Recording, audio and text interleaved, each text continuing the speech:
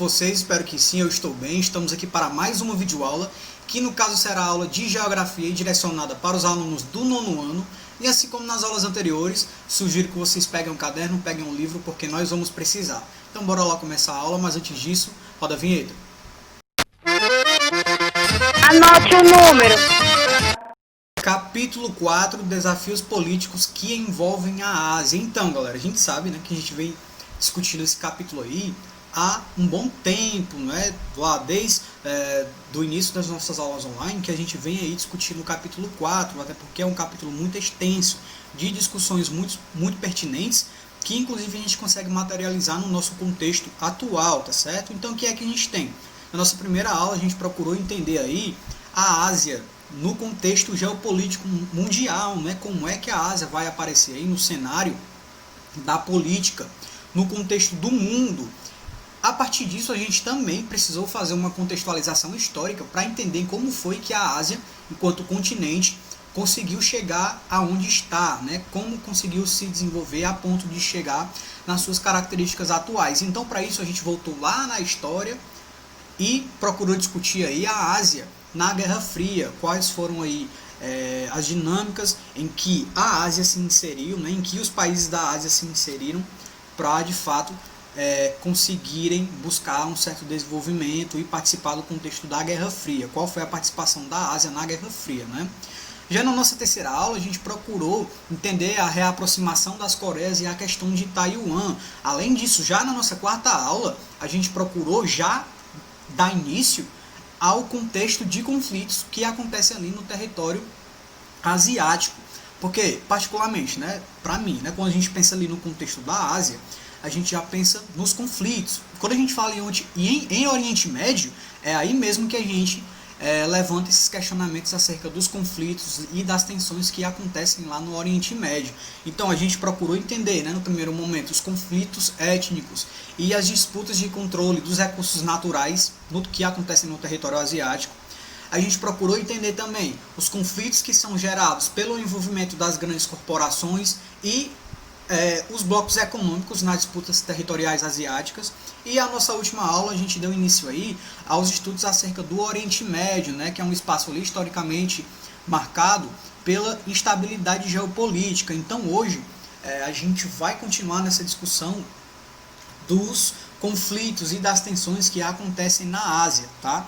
Então a gente vai entender hoje a questão da Palestina, a gente vai entender também o que foi a Primavera Árabe, as tensões religiosas que também acontecem no contexto da Ásia e quais são os reflexos globais, né, dos conflitos que estão acontecendo lá no território asiático, tá certo? Então esse vai ser o conteúdo da nossa aula de hoje, então bora lá. Questão da Palestina. Então, galera, de antemão, o que é que a gente consegue discutir acerca aí da Palestina, não é? A Palestina é uma região ali que vai ficar no centro do Crescente Fértil, tá certo? Ou seja, é uma região ali que vai ocasionar, sem dúvida nenhuma, muitos conflitos, até porque a gente sabe que é no Crescente Fértil, né, como o próprio nome já está sugerindo, que é no Crescente Fértil onde a gente vai encontrar aí, territórios, né, áreas que são férteis e a disponibilidade de água lá também é bem interessante. Então é uma região que, sem dúvida nenhuma, vai ocasionar muitos conflitos, né, pela geopolítica da água principalmente. Então o que é que a gente tem? Ainda na antiguidade, os hebreus eram os indivíduos que estavam inseridos nesse território aí, tá? Os hebreus que a gente está falando aqui no caso é o povo judeu, tá? Que seguia no caso o judaísmo aí como religião. Porém, o que foi que aconteceu? A partir de um determinado momento, a partir inclusive do início da era cristã, os judeus eles foram expulsos dessa área, tá? Pelos romanos. Então, a partir desse momento, eles começaram a se espalhar aí nos territórios aí, no decorrer da Ásia, tá? A partir de um determinado momento, os judeus eles começaram a iniciar uma política aí de retorno para alguns territórios, tá? Então eles começaram uma movimentação de uma política que é chamada de sionismo, tá? Que era o retorno à sua terra sagrada, que fica lá em Jerusalém. Porém, o que foi que aconteceu? Lá em Jerusalém, há muito tempo, né, alguns séculos atrás, um outro povo já estava inserido no contexto daquele território, que eram os hebreus palestinos. Então, com a chegada dos judeus novamente, algumas tensões começaram a ser criadas, tá? No século XX, o que foi que aconteceu? Segunda Guerra Mundial, né, principalmente, e a perseguição dos judeus por parte dos nazistas, né, por parte do Hitler, que gerou ali, inclusive, a dinâmica do Holocausto, não foi? Então, a partir disso, no contexto internacional, começaram a levantar alguns questionamentos. Olha, o povo judeu precisa de um território próprio, de um território particular. Então, a partir desse momento, a Organização das Nações Unidas, né, criada ali pós Segunda Guerra Mundial, 1945, sugeriu que a Palestina fosse dividida, tá, entre os judeus e entre os hebreus palestinos, tá certo? O que foi que aconteceu? Os árabes palestinos não aceitaram essa divisão da ONU, tá? E outros países, inclusive, apoiaram essa situação, apoiaram nessa decisão aí dos árabes, tá? Então disseram, olha, a gente apoia vocês aí em relação à não aceitação dessa divisão que foi feita pela ONU. Então, a partir disso, o que foi gerado? Em 1948, Israel declarou sua independência, tá? Sendo aí atacado pelos árabes, no caso. Então, a partir disso, se iniciaram aí 4 guerras árabe-israelenses, tá? Na quais os árabes jamais tiveram sucesso militar. Uma vez que Israel, né, tem como aliado o que, galera? Que a gente já viu no momento anterior, os Estados Unidos, né? Então, a potência armamentista de Israel é bem superior às dos árabes, né? Então, as guerras, a Guerra de Independência, que aconteceu entre 1948 e 1949, a Guerra de Suez, né, que aconteceu lá em 1956, a Guerra dos 6 Dias em 1967 e a Guerra de Yom Kippur, que aconteceu em 1973. Nesse contexto geral aqui, os árabes eles nunca conseguiram aí ter sucesso militarmente falando, tá? A partir disso, dessa vitória, né, dessas vitórias sucessivas aí de Israel em relação aos povos palestinos, Israel, galera, foi quem ficou com o território que antes deveria ser destinado aí para os palestinos, tá certo? A ONU não falou naquele momento anterior, olha, vocês precisam dividir o território entre os judeus e os palestinos, né, os árabes palestinos, mas depois desses conflitos aí gerados, né, por parte dos árabes, o território ficou com Israel, tá certo? Até porque Israel tem aí o apoio dos Estados Unidos. Além disso, Israel não ficou somente com o território palestino naquele momento ali. Israel conseguiu ainda outros territórios, como por exemplo o território do Egito, tá? Então expandiu aí o seu domínio territorial, e isso fez com que muitas pessoas entrassem num contexto de imigração e de refúgio nesse momento. Então as pessoas começaram a se refugiar para os países vizinhos, tá? Nesse momento também, e até hoje inclusive, esse conflito é um conflito que acontece ainda na atualidade, tá certo? Existem alguns grupos paramilitares particulares, tá certo? Que vão aí tentar atacar os israelenses para tentar de fato ali conseguir a retomada do poder, enfim. Porém, são conflitos que continuam acontecendo ainda na atualidade. E o que é que acontece? Israel continua dizendo, né, se negando a repassar o território novamente. Né? Então, Israel continua ainda na luta para conseguir ali a hegemonia no contexto desses territórios, certo? A partir disso, a gente começa a se questionar, beleza, mas por que é que esses impasses acontecem? O que é que impede que essas negociações elas caminhem? Galera, então a gente consegue elencar aí algumas dinâmicas que impossibilitam aí o término das negociações, tá?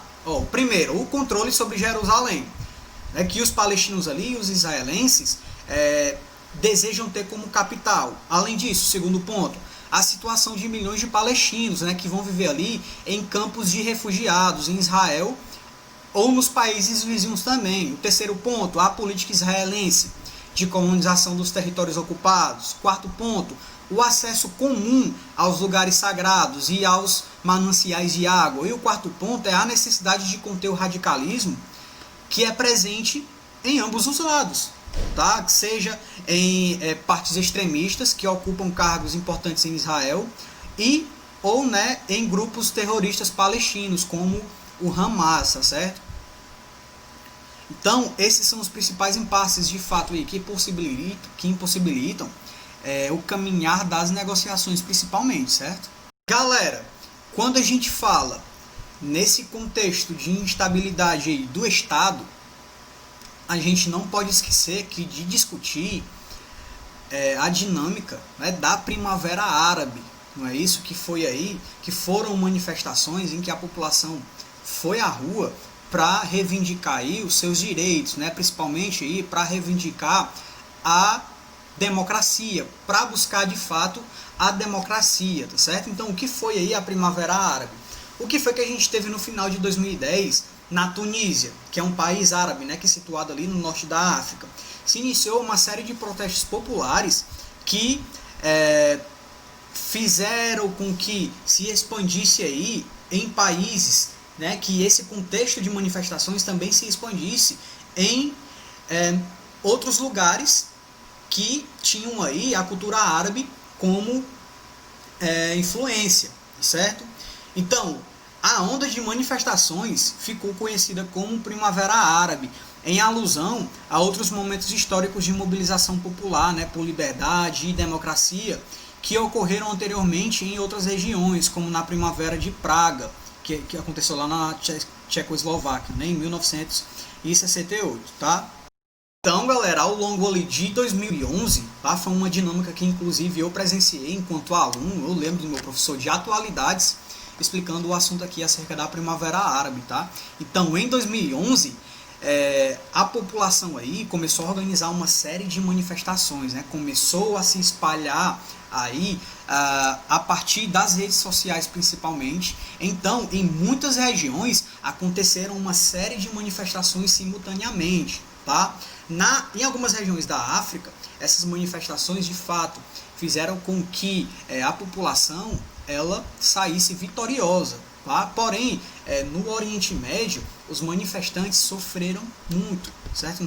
Esse contexto de manifestação não foi tão favorável para as pessoas que estavam inseridas ali na Primavera Árabe, para os manifestantes, tá certo? Então, galera, essas manifestações geraram aí uma série de conflitos no contexto da Ásia, tá? E de países árabes ali no contexto da África também, tá certo? Porém, a pior situação aconteceu aonde? Que se materializa inclusive no contexto atual ainda, galera. Na Síria, tá? Então a gente pode dizer que o estopim, né, a partir de 2011, o estopim para uma das guerras, né, uma das principais guerras que está acontecendo na atualidade, aconteceu a partir da Primavera Árabe, né, galera? E a guerra da Síria, tá? Que começou a ocorrer ali, principalmente que teve como estopim a tentativa do Bashar al-Assad, né, de tentar ali acalmar os manifestantes e de fato repreender de fato os manifestantes, né, a partir da artilharia armada, tá certo? Então foi nesse momento aí que a Arábia Saudita, que os Estados Unidos começaram a intervir também, né, com a desculpa aí de recompor ali a ordem. Eles começaram a intervir também na Síria. Então o conflito na Síria, a partir aí da Primavera Árabe, tomou proporções imensas, tá certo? Então a gente pode dizer aí que, de certa forma,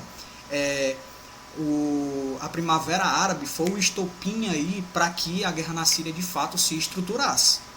E quando a gente fala de conflito na Ásia, o que a gente não pode desconsiderar também, e é um assunto que a gente já discutiu em um determinado momento, né, em outro momento, são os conflitos gerados pelas questões religiosas, não é, galera? A gente já viu que as questões religiosas, inclusive, deram início aí a, de fato, contextos de guerras, que inclusive inseriram também outros países como os Estados Unidos, 11 de setembro, por exemplo, né? Ataque às Torres Gêmeas, estiveram inseridas também como desculpa, né, perspectivas religiosas por parte da população que tem o islamismo aí como religião, tá certo? Então, a Al-Qaeda foi estruturado aí nesse contexto aí do Oriente Médio, né, como movimentos que apareceram nesse reflexo aí, como reflexo das perspectivas religiosas, o Talibã também, mas atualmente a gente tem quem, galera?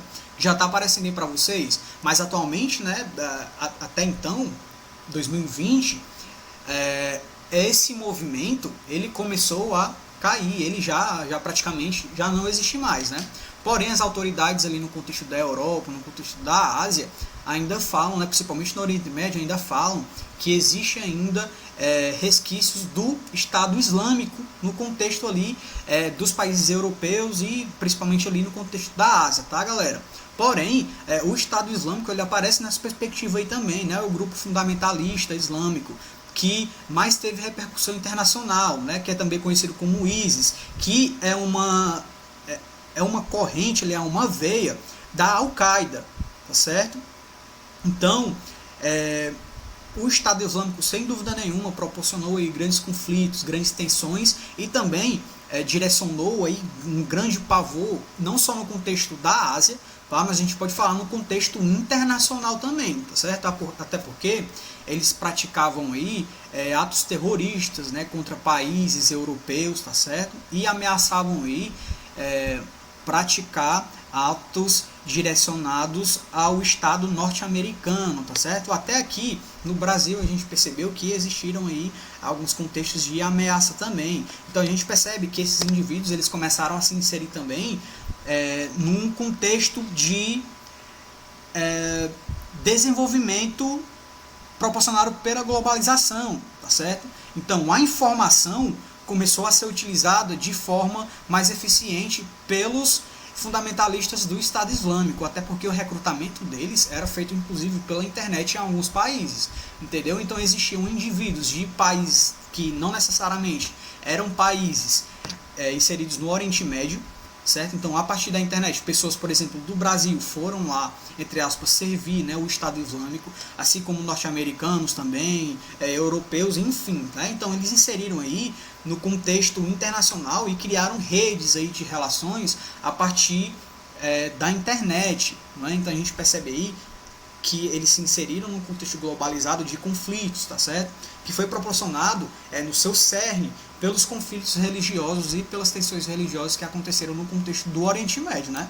Quando a gente para analisar esses conflitos, a gente não pode entender esses conflitos somente como dinâmicas que acontecem no contexto do Oriente Médio, certo? A gente precisa ter em mente também que os reflexos internacionais provenientes dessas tensões que acontecem no Oriente Médio vão se refletir no contexto do mundo.